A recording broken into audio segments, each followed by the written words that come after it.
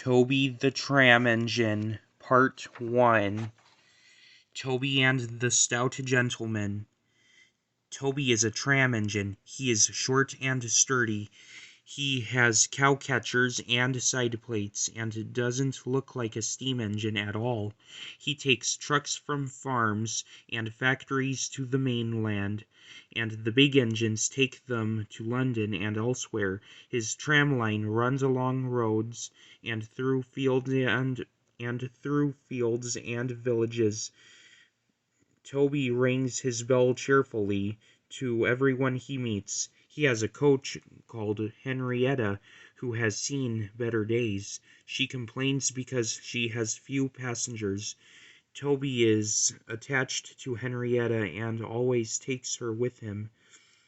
She might be useful one day, he says. It's not fair at all, grumbles Henrietta as the buses roar past full of passengers. She remembers that she used to be full, and 9 trucks would rattle behind her. Now there are only 3 or 4, for the farms and factories send their goods mostly by lorry. Toby is always careful on the road. The cars, buses, and lorries often have accidents. Toby hasn't had an accident for years, but the buses are crowded and Henrietta is empty. I can't understand it, says Toby the Tram Engine. People come to see Toby and they come by bus. They stare at him. Isn't he quaint? They say, and laugh. They make him so cross. One day a car stopped close by, and a little boy jumped out. "Come on, Bridget," he called to his sister, and together they ran across to Toby. 2 ladies and a stout gentleman followed. The gentleman looked important, but nice. The children ran back. "Come on, grandfather, do look at this engine," and seizing his hands, they almost dragged him along. "That's a tram engine, Stephen," said the stout gentleman. "Is it electric?" asked Bridget. "Whoosh!" hissed Toby crossly. "Shh, shh!" said her brother. "You've offended him." "But trams are electric, aren't they?" "They are mostly," the stout gentleman answered, "but this is a steam tram. May we go in it, grandfather, please?" The guard had begun to blow his whistle. "Stop!" said the stout gentleman, and raised his hand. The guard, surprised, opened his mouth, and the whistle fell out. While he was picking it up, they all scrambled into Henrietta. "Hip, hip, hooray!" chanted Henrietta, and she rattled happily behind. Toby did not sing. Electric indeed, he snorted.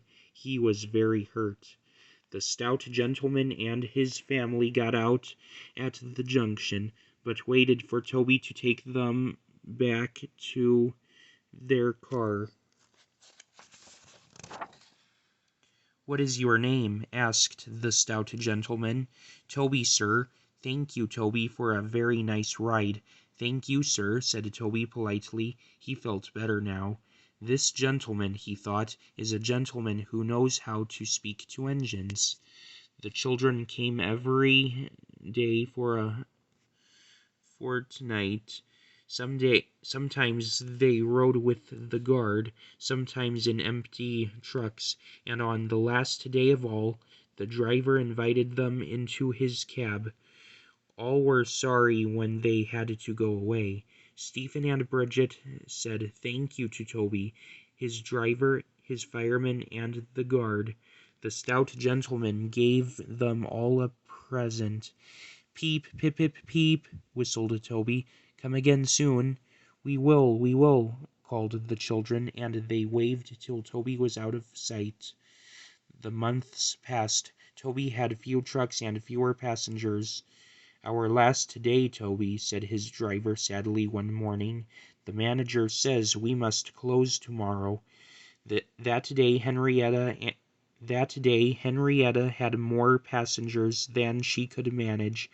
They rode in the trucks and crowded in the brake van, and the guard hadn't enough tickets to go round. The passengers joked and sang, but Toby and his driver wished they wouldn't. "Goodbye, Toby," said the passengers afterwards. "We are sorry your line is closing down." "So am I," said Toby sadly.